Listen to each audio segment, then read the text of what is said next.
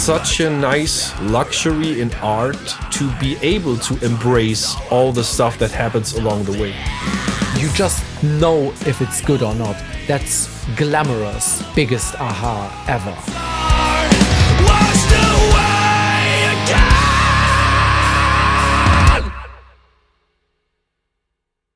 Hey, and welcome back to the Tidalwave Afterwork Podcast. My name is Marc Maurer. This is my good friend and colleague, Damiani. Hello. As always, we will continue today with our masterclass mini-series, so stay tuned for that. And other than that, what do we do? What do we do? Yeah, in the last episode, we started answering not asked questions. So I have one. How can something be created out of nothing? Which is basically what we have to deal with all the time. It's like music is written, it's being composed. Where does it come from? Where do the ideas of new recording techniques come from? How does that happen? So we start with an empty piece of paper, like a writer or any creative person, and we end up with a completely arranged, mixed, produced song with everything. Yeah. How is this possible? You are more songwriter than I ever was. So what comes to your mind when I ask you, how do you do that? Yeah, it's a good question. But I think I have a pretty specific answer, actually.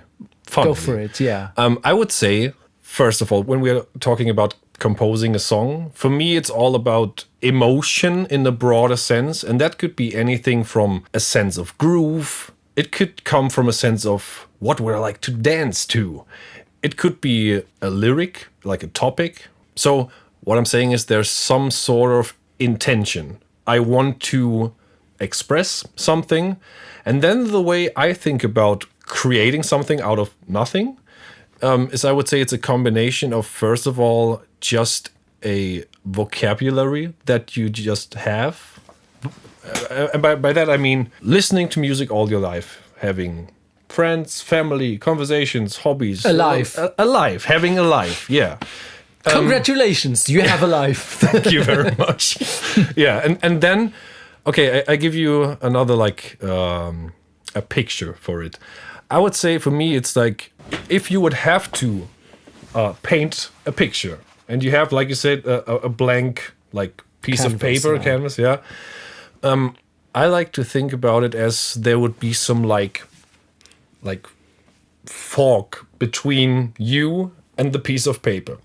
So, for example, if I tell you, I tell you, if you would say, I want to paint a house, because that's your intention, because you know houses, you like them. I want to paint a house.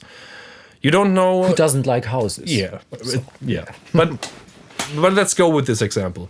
You want to paint a house. You don't know yet the color. You don't know yet if you want to use brushes or crayons or whatever. But you know it's a house, and then the emotion part comes into play. So is it gonna be a happy house? Is it gonna be a sad house? What's the periphery, the surroundings of this house? And now the fog comes into play, because you don't have to really see the house in detail at first, but you can pretty quickly, I think, imagine stuff like. But you know what is funny? That as soon as you mentioned, imagine that you want to picture a house. So there was already something came to my mind, and then as soon as you mentioned maybe it's a happy place, and I didn't even think about this, and then the image in my head is already shifting. And as you said, it's not a clear. Obviously, I have a kind of house that I like. I would like a house built of stone with blue. So this is my happy house would be this is where I would like to live when I'm old and gray. But then when you say, but maybe it's not a happy house, maybe it's like a bad space or something, then the image shifts. It's funny how imagination immediately reacts to some kind of input. Yeah, even if you don't see all the details. Yeah. And I think then the only part that's left then to actually do it, like finalize it, is songwriting to me is like it's like an uncovering process of the fog, basically, because I would assume that the house is the most important part in the picture, because that's what the intention was. I want a house, and I decided I wanted to be a happy place. So let's try to carve out push the fog away, so you can like focus on the details, the window, whatever. You don't have to think about the rest. But as soon as the house is uncovered, you start to see things that are close and related to it. You start to see is there like a little garden in the front of the house? You go from it's like if you watch someone give you a little class of how to paint a face or a head. So it's like it starts with one big circle, a small circle. So you have like the broad shapes. Yes. And then you don't start with the one hair that's coming out of the nose, but maybe there is a nose, or there is not even yet a nose in the very first thing. So you really start with like broad strokes. Yeah. That can be which instruments am I even. Yeah. Or which is it a rock song, or is it a whatever? So you very, very broad strokes, and then you go more and more into little details. Yeah.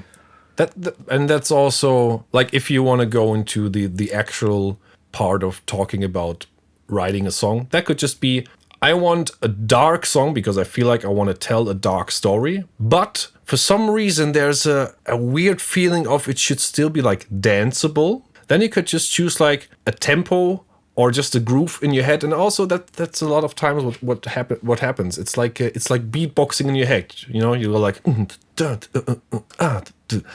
there's no tonality, there's no chords, there's no sounds, but there's already feeling. And since I know it's going to be dark, then like I said with the analogy with the house, you just go to something that is close and related to it. So maybe I have the beat. In my case, maybe I would just program a beat if I would actually do it, and then be like, since it wants to be dark, maybe I need a heavy synth sounds that goes like,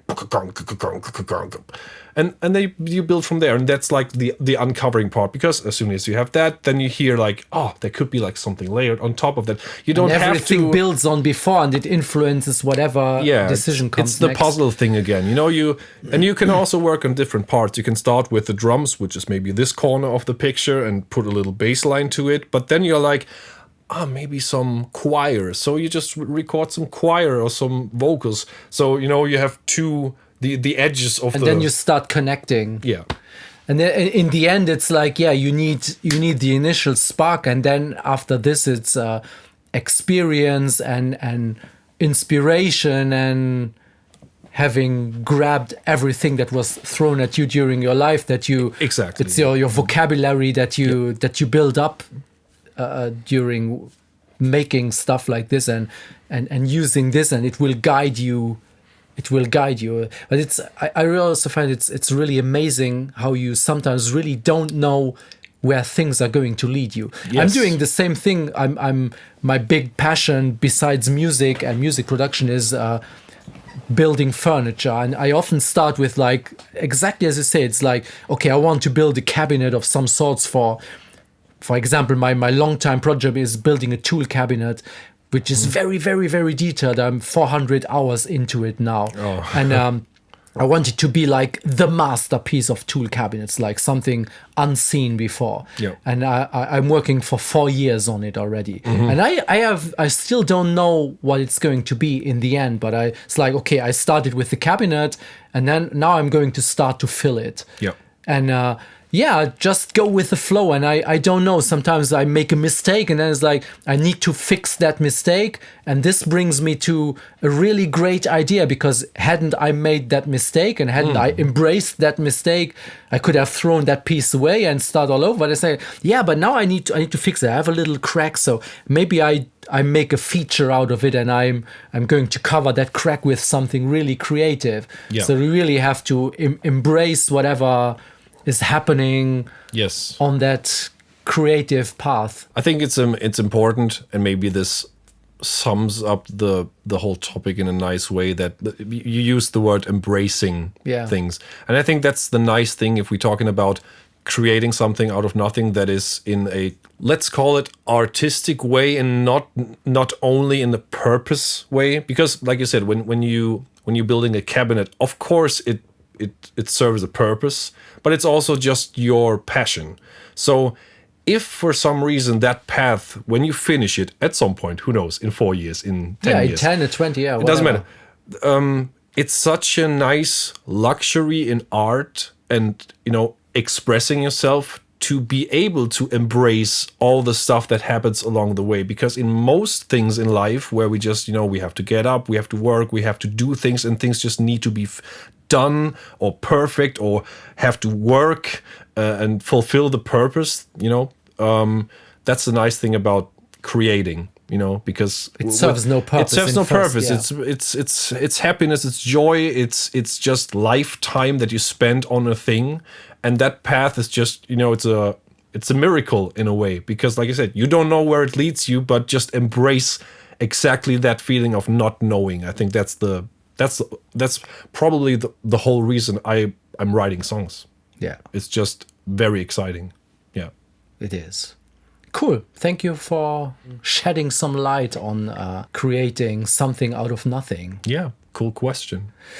Yes. So let's move to an actual question from one of our viewers. All right.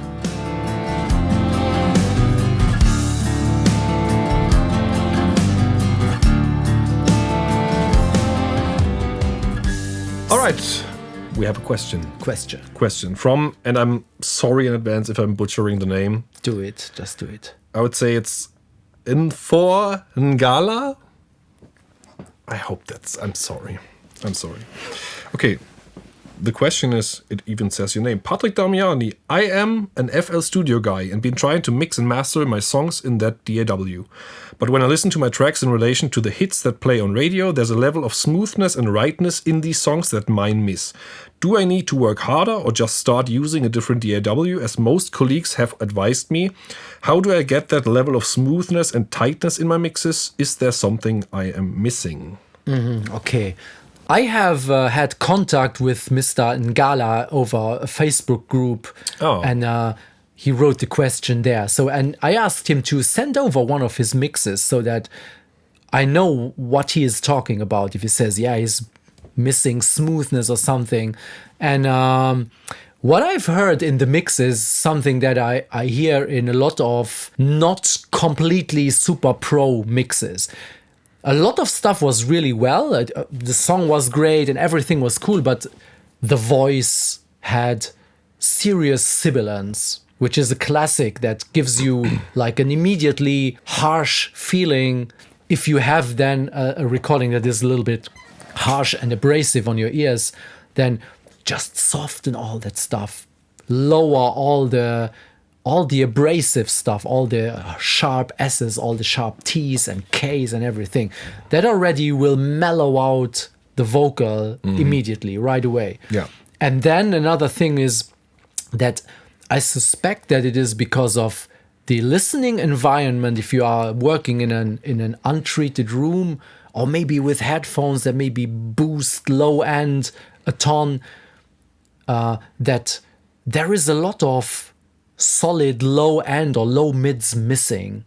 So you have like a thin on the bottom and abrasive on the top vocal, for example, and this is that does not feel so smooth.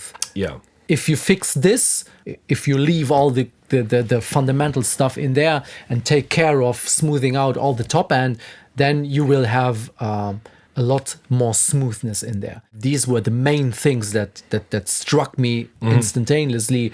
Yeah, which strike you when you hear like less pro mixes. Yeah. Often is reverbs that are not sitting where they should be, which was not necessarily the case here. That was fine, but reverbs can point at a cheap mix, or even or exactly this lack of low end and fatness and excessive harshness, maybe also from cheaper microphones that tend to be more abrasive. But you can mix against this and smooth it out quite a bit. Yeah. What about this DAW thing? This is really... Yeah. Would you ever advise someone to get another program to work with because it doesn't sound pro enough? I mean, I would never advise that out of that reason. I mean, if somebody's just like, I don't like the workflow, whatever, or the interface, okay, fine. But I actually have a very recent, like, personal experience that maybe fits that question in that regard. Because I had the situation recently where I was working on a song with another colleague who I'm collaborating with, but it was more a production / songwriting job for me. So there were like tracks, and I just had to like do some edits and finalize the song and put some more instruments to it and whatever. So I started this project in Logic, which is Logic Pro, which is another DAW, which is not my DAW to go. I'm a Cubase guy. So in Cubase, I know everything inside out. In Logic, I'm still, because I just started using Logic this year, I'm still a little bit slow. Some things I don't really know where it is. And it's just not familiar to me. So I always said to me, like, mixing stuff I would always do in Cubase. I would never do it in Logic because I just don't know it. You know the tools. Yeah, I know the tools. So, and then at first in that project, my colleague said, yeah, just do the arrangement part. And then when it's finished, just get the multi-track out. He will put it in Pro Tools or whatever he's using, and he will mix it. But then as things happen, because this is like an established artist and there was a release planned already, so it had to be done quick. Things just happened that way. My colleague was like, yeah, just mix it.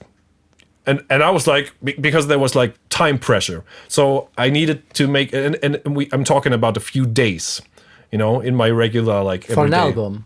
No, for a song. Okay.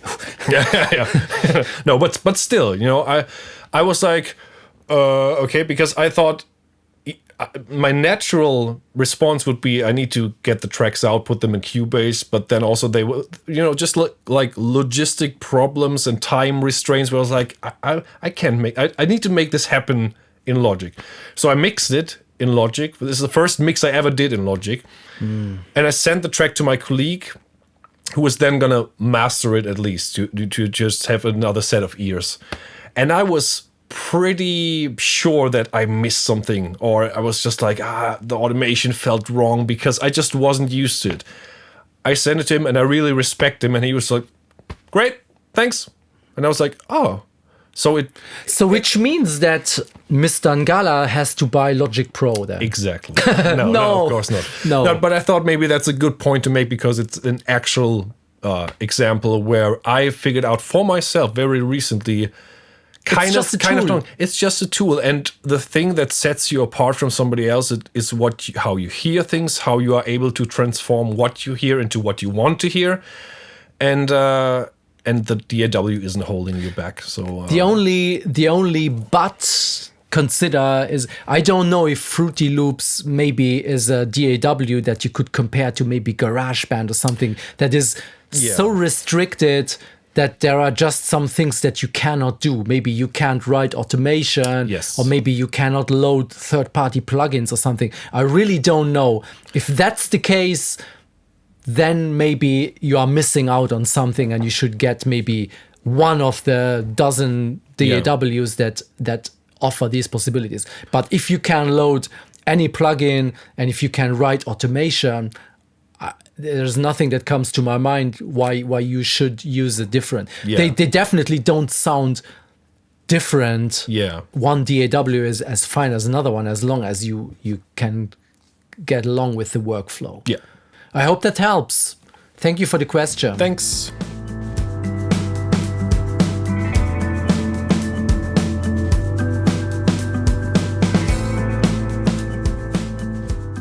Okay, it's time for our new mini-series about producing a mini-song. Yes. So, mini masterclass coming up. Guitars. Just staring at me. I'm trying so hard to make sense of this. Tidal waves, all of my thoughts are washed away again.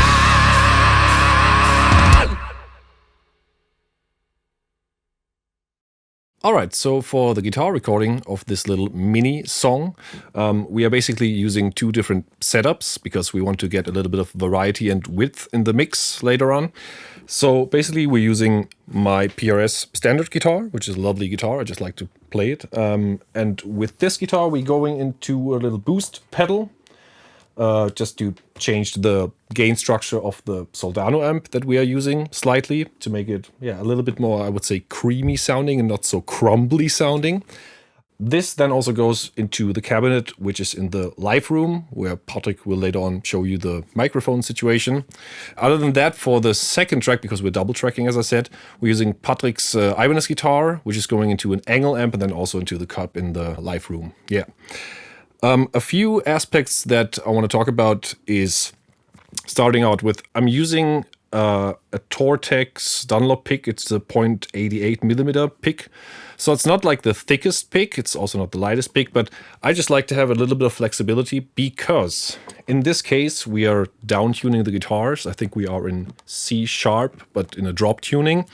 We're using heavier strings to have more like tuning stability, but still, if you're digging in a little harder, this will affect the intonation of the notes you're playing. So if you're going really hard, the note might go like too sharp and then bounce back to being in tune. So this is something you maybe want to consider when recording guitars, especially with like lower tuned stuff.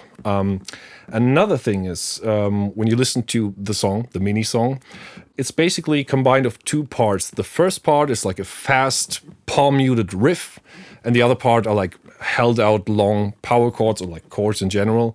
And when tuning a guitar, you should really think about what you are actually tuning. So in a fast setting, when you're going like, you want to tune the guitar to the attack. So you want to look at the tuner, and while you're plucking the string, you want to react to the initial attack and tune it to that point, because that's the point that you're going to hear in the riff.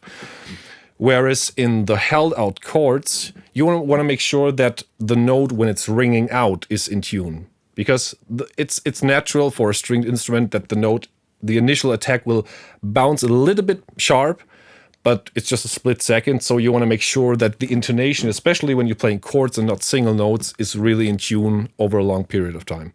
So I think this covers basically the whole guitar recording, and Patrick will now show you the whole microphone and cabinet situation. We are now in the recording room where we set up our two amp cabinets connected, one to each amp head in the control room, and Marc will also be sitting with me in the control room when he plays his parts. So first of all, we have better communication. We don't need talkback microphones, and he's not sitting in front of an amp screaming at him while playing his parts. He will hear the actual recorded guitars instead of a mix of amp and headphones here in the room. We are using two different cabinets for the same reason as we are using two different amp heads and two different guitars, just to get two slightly different guitar sounds so that we get more width when we are going to mix those two guitars. Let's talk about miking up a guitar cab. I know that many engineers take dynamic microphones very close to the speaker and maybe use multiple microphones right in front of the speaker to blend different characters together to get one big guitar sound. I have a couple of problems with this approach. First of all is, if you are very close to the sound source, you get the so-called proximity effect of microphones, which means that you get an excessive buildup of low end and rumble that you can avoid by just going a little bit further away with the microphone to whatever you are recording. The second thing is that if you are very close to a speaker that you want to record, you are really like zooming in onto one part, one aspect of the sound of that speaker. If you are more to the center, you get a brighter sound. If you're more to the outside, you get a darker sound, and everything in between. But if you go a little bit further away with your microphone, you are capturing the integrity of the sound and not just one tiny little part. And if you use multiple microphones to, let's say, combine a brighter tone with a darker tone, you may end up getting some phase issues when you combine two microphones that are recording the same source. By just using one microphone, you just don't have that issue at all. I also kind of like to use large diaphragm condenser microphones on electric guitars because they have like a finer resolution and a little bit more finesse to their sound. We are also using a different microphone on each cab to furthermore get different sounds for each guitar. For microphone placement, I like to start around 25 centimeters away from the speaker and pointing roughly between center and outside of the speaker. This gives me an overall balanced sound. If I feel that I need much more low end, I can go a little bit closer. If I feel that I need more brightness, I can go even a little bit further away or maybe point slightly more towards the center of the speaker. For this recording, we didn't use any extra processing like EQ or compression on the way into the computer so that we can show whatever we did to the guitars in the mix decomposition video. That's pretty much it regarding recording. Now it's up to Marc to deliver good performance so that we get the right sound we want.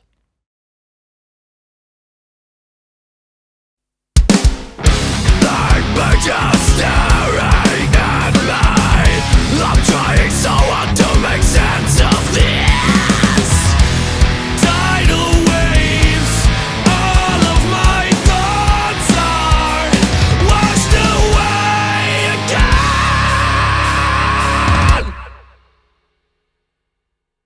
Okay, we hoped you liked this little mini masterclass about recording guitars, and maybe there was something useful for your next recording in there. And next week we are going to show you how we record.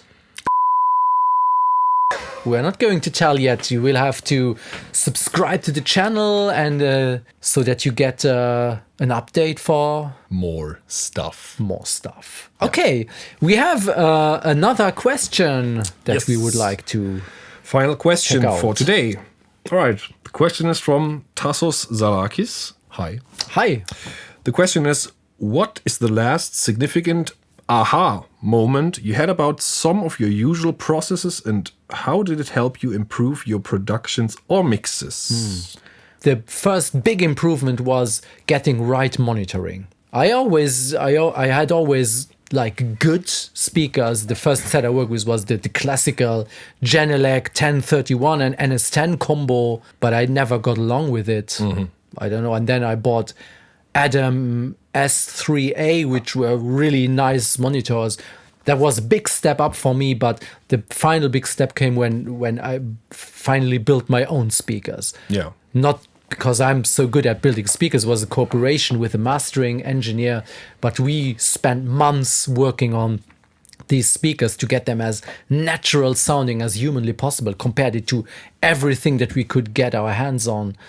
And we just did something that worked for us, and working on monitors on speakers that really, really tell you everything you need to know. Oh, that's glamorous. Yeah. It's just like, okay, you just know if it's good or not. Biggest aha ever.